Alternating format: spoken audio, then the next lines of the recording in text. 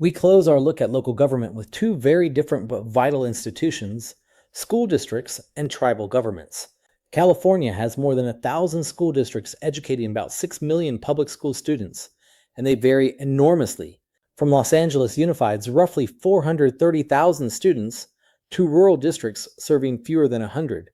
Each is governed by an elected school board serving 4-year terms. These elections are often held off-cycle, which produces low turnout and heightened influence for organized groups, especially teachers' unions. In recent years, school board races in larger districts have become surprisingly expensive and contested as advocates of charter expansion and other reforms pour in outside money. Speaking of charters, the California Charter Schools Act of 1992 created publicly funded schools that operate with more autonomy in exchange for performance commitments. Today, about 1,300 charter schools serve roughly 10% of public school students, and they remain politically contested, partly because when students leave traditional districts, those districts' fixed costs don't fall proportionally.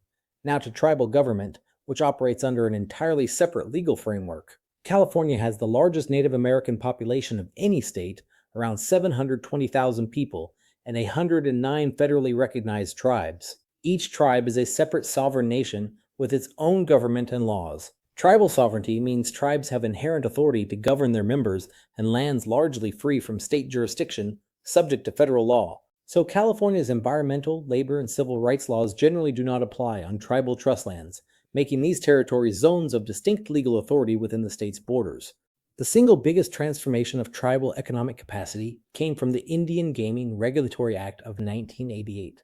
It established three classes of gaming, with the full Nevada-style casino operations, Class 3, requiring a compact negotiated with the governor and ratified by the legislature. California voters authorized these compacts in 2000. Today, more than 60 tribes operate gaming facilities generating over $10 billion a year, making California one of the largest tribal gaming markets in the country. Research shows casino revenues have substantially improved health, education, and economic mobility for tribal members. But the effects are uneven and the social consequences mixed. Revenues are distributed very unequally. Tribes near big cities thrive, while remote tribes see little benefit. And the financial stakes have intensified internal conflicts, including disputes over membership, where some tribes have controversially disenrolled members, terminating their access to payments and services.